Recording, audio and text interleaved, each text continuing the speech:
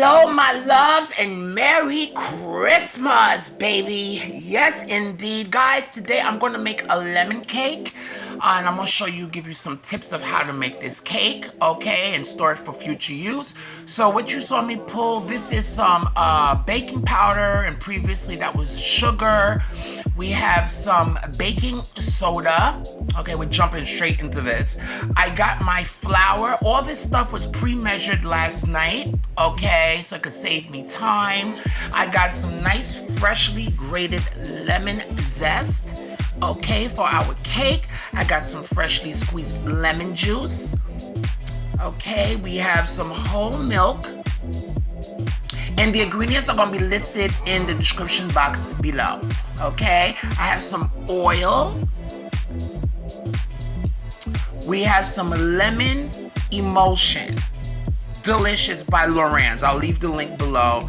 We could get all these beautiful emulsions. So concentrated, so delicious. And I also have some cream bouquet that I'm going to add to my cake as well. These are great for cakes, my loves. Great, great, great for cakes.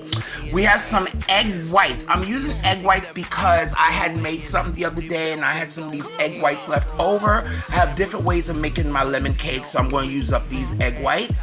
We have some butter at room temperature. Of course, our milk was at room temperature too.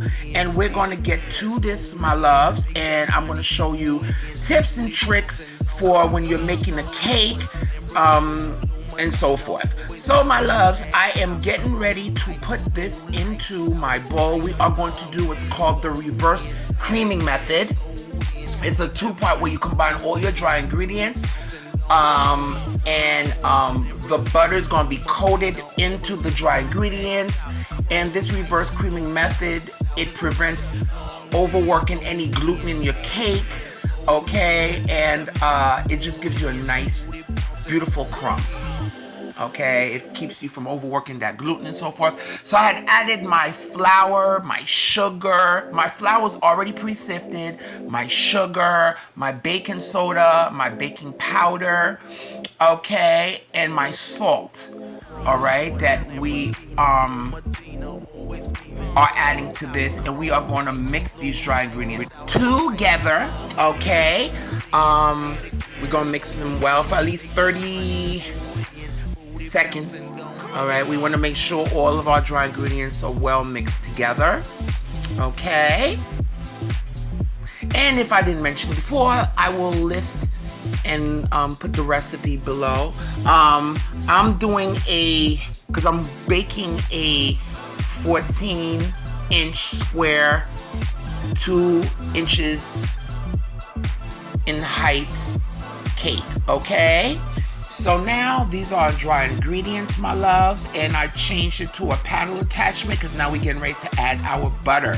All right, our butter is at room temperature, and I have it on low speed, and I'm adding my butter in big chunks here because you don't want to do it on high speed, because if you do, the butter and all that flour will fly all over the place and it won't be cute. Okay, so we want to do this and not create a mess. It has happened to me before, so do it on low speed. Okay, and once we get our butter in there, then we could bring it up. Okay, and the goal for this, my loves, of course, the butter is going to wrap around the grains of flour and so forth. And of course, this reverse creaming method, this is like my go-to, especially for a lot of my cakes, because I always come out with a beautiful crumb. There's other ways to mix a cake together. Okay, there's other ways to mix a cake together, but this is one of my go-tos, which is the reverse creaming method. Okay, so we are now going to bring up the speed a little bit, and I'm going to let this mix with the flour, the dry ingredients, until it resembles coarse, wet sand that you could clump in your hands, okay? Okay, I'm speeding it up right now, guys, so you could see the transformation of the butter and the dry ingredients. So now, my loves, we are going to add our wet ingredients together. So I'm adding my lemon juice and my milk together, and what's going to happen is going to thicken, it's going to coagulate the milk, of course. Okay, now I'm adding my lemon emulsion here. I love these. I get these from Lorenz. I ordered these on Amazon. It's so nice, very concentrated.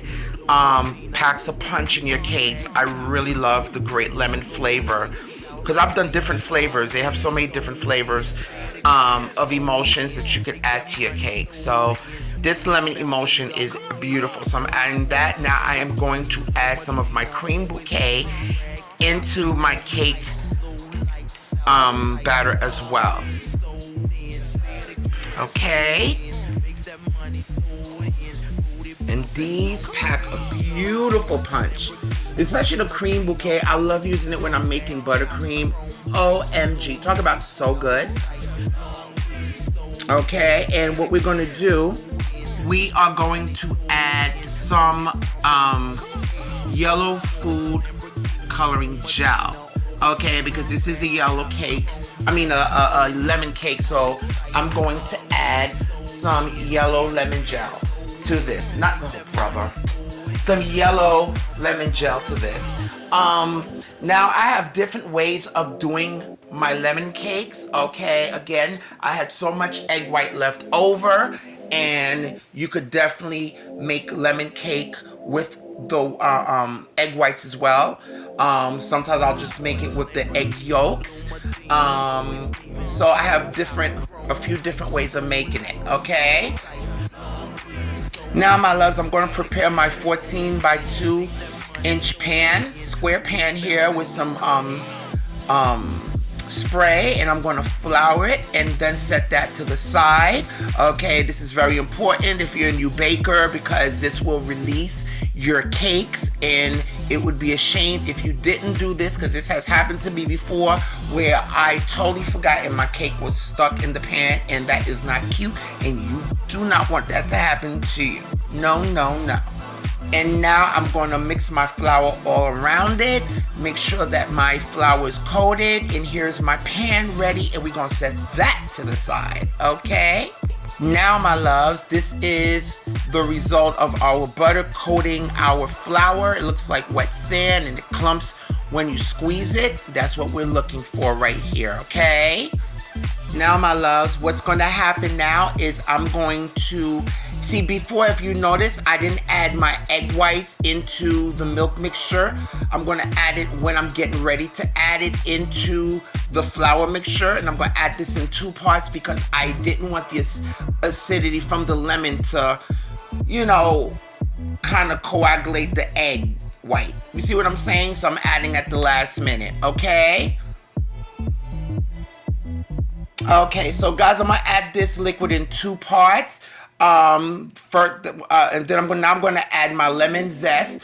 So I added half of the liquid mixture, and I'm going to mix it on medium speed for about 2 minutes, because now what we want to do is build up the structure.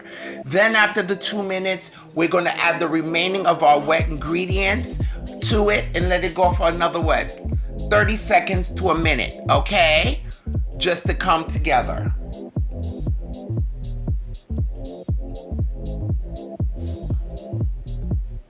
Okay, so now we're stopping the mixer, and I'm just want to scrape my bowl. Okay, that's very important to scrape your bowl and make sure everything is getting incorporated. Okay, and I'm going under as well to make sure if there's any flour pockets at the bottom that it gets pulled up so it could get mixed into the batter as well. Okay, all right, so this is very important. And now after we finish doing that, we're going to put everything back to, we're going to put our paddle attachment back onto the mixer, and we're going to continue mixing.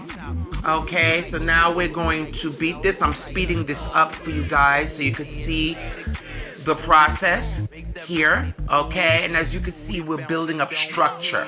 Okay, you want to build the structure of the cake. Okay, and keep in mind with the baking soda in there, because of the acidity that's being added to this, it's activating the baking soda in here. Okay, so whenever you're doing something with acidity, okay, and you add the baking soda, it's gonna activate that as well. So now we're adding the last part of our wet mixture, and we're gonna beat this for another 30 seconds to maybe a minute, but I usually beat it up for like 30 seconds. Okay. And of course we had added some yellow food gel coloring because we want to add a lemon color to it. Okay. Okay, so now I'm just scraping the sides of my bowl again. I want to make sure I go to the bottom and make sure there's no pockets of batter that's not fully incorporated in here. Okay, and I'm just gonna put it on the mixer for another about 10 seconds. Okay, on medium-high speed here. And as you can see how it got nice and fluffy because we built up the structure. And this is why I love the reverse creaming method. It's quicker. I love the way my crumb comes out, and you don't have to worry about over mixing, especially for the gluten of the cake, okay? Because you don't want a tough cake. You want a nice, moist, fluffy cake, okay? Okay, so as you can see, just taking, just took my rubber spatula here, which is going around, and get my pan here. Okay, so our square pan is already prepared, and now I am going to pour this beautiful looking velvety lemony batter into our pan. I already have an oven that's preheating. My oven's already preheating at 350 degrees. Okay, and this should bake for about 40 to 45 minutes. So what I do, my loves, is that when I put it in the oven for 350 degrees, after the first 20 minutes, what I do, I'll reduce the heat to 325 and let it continue baking that way. Okay, so now we're just spreading our batter in the pan evenly. Okay, our beautiful thick batter tastes so good. Yes, I'm one of those that likes to lick the spoon of the batter. I love it. Okay, and my loves, if you haven't subscribed to my channel, please go ahead and do so. Don't forget to press that notification bell so you can receive weekly updates of all my videos. And don't forget to give me those thumbs up and share. Let everybody know about Jackie's cooking, because I am here, baby. Okay? Okay, and now I'm just gonna bang my pan on the counter for about 3-4 times just to make sure that there's no air bubbles, and all the air bubbles come to the surface. And we're gonna put this in our oven, my loves. And here is our beautiful cake that is cooling in the pan now. Just took it out of the oven. We're gonna let it cool in the pan for about 5-10 minutes, okay? And I'm gonna run a knife around it just to make sure it's loosened. And we are going to now, because this cake is going to be used for future use, because within the next couple of weeks, I am going to be making this cake, putting this cake together for a pyramid. Okay, it's going to be a pyramid cake. All right, and this tip here now is to show you how to double wrap your cake in plastic wrap. Then we're gonna wrap it in aluminum foil. Then I'm gonna stick it in a plastic bag, pop that bad boy in the freezer, and when it's time for me to put the cake together, we're gonna take it out, and boom, there you go. And now let me tell you something. At first I was skeptical about doing this because I was like, oh my God, my cakes are not gonna be fresh. That is a lie. This saves so much time, and when you do it like this and you follow the directions of wrapping it, double wrapping it, and making sure to keep out any freezer taste or smells, trust me, your cake will taste as if you just baked it yesterday. Okay, and this saves so much time. So this is another tip for you of baking your cakes, wrapping them in plastic wrap, wrapping it in aluminum foil. So when it's time for you to start preparing the cake, this cuts time, stress, and it just makes everything more comfortable and more enjoyable to do. Okay, so what we're doing, we're just taking a knife and we're going along the sides of the pan. And as you can see, I took a cardboard, because this is a pretty big cake. So, and I lined it with plastic wrap. And what I'm going to do, guys, I'm going to quickly flip it over. I want to quickly flip it over and just slam it on the counter. Okay? I'm getting as close to the surface as possible, and boom, there you go. Okay? And your cake should come out easy. Okay? You see that? Now we're going to wrap the cake. Okay, that's why I had to put the plastic wrap, because this is a very soft cake. And it's good to, when you freeze the cake, my loves, and it's easier to handle, because, you know, handling a soft cake could be difficult. So it makes it easier to crumb coat your cake. And if you have to carve it or what have you. So as you can see, I'm wrapping the cake now.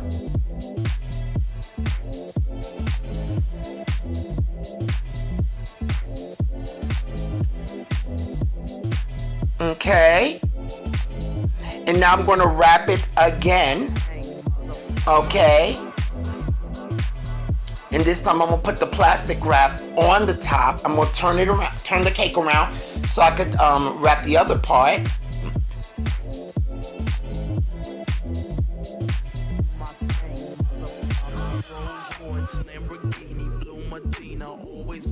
Okay. Okay, now I'm taking the pan that I baked the cake in, and I'm going to put it on top, because I'm going to quickly flip the cake over.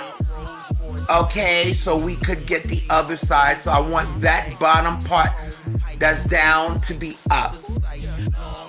Okay, you see what I did? So now the plastic wrap is on the bottom. Now I could wrap that side now. So we double wrap the cake.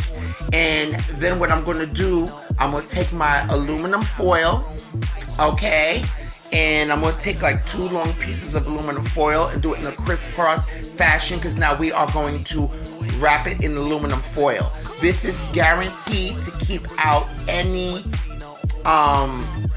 freezer, refrigerator kind of tastes, you know, from being absorbed by your cake. We don't want that, okay? So now I'm taking aluminum foil. I have one long piece going horizontally and another piece going diagonally. Okay, and I'm gonna put that pan on top. Well, actually my cardboard on top. So I could flip it, and that part is gonna be on the bottom. So the aluminum part could be on the bottom. See, because you see you're working with a big cake like this, so you want to make sure you don't break the cake and so forth. Okay.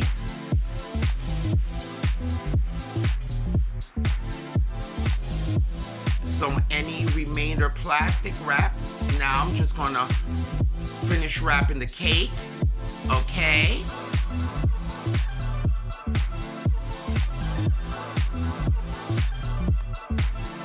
Okay. And this might look tedious, my loves, but it's so important to do this. Very important to do this. Because you want your cake to taste fresh.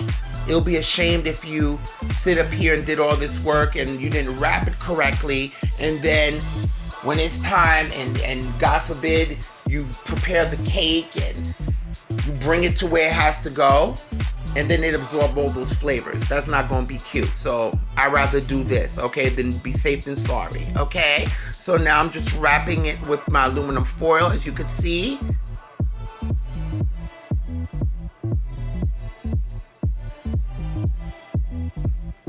Okay, and this cake, my loves, is ready to be placed. If you want, you could let it stay on the counter a little bit more so it could get a little bit, some people put it straight while it's nice and hot, but I like to let it cool a little bit more for about 20 more minutes. And then this cake is ready, okay, as you can see, ready to be placed in the freezer. When I usually bake cakes like this in advance, I leave it in the, I'll keep it in there for at least a month. So at least I know that's prepared. And my next segment, I'm going to show you how to, because I'm making a pyramid cake, so I got to make the cross, that Egyptian cross, the Ankh, I think that's what they call it, and the King Tut and all this other stuff, hieroglyphic modes and stuff. And I'm going to show you in the next part to building this cake on how to make fondant. All right, so guys, I'm hoping you enjoyed this. Bye.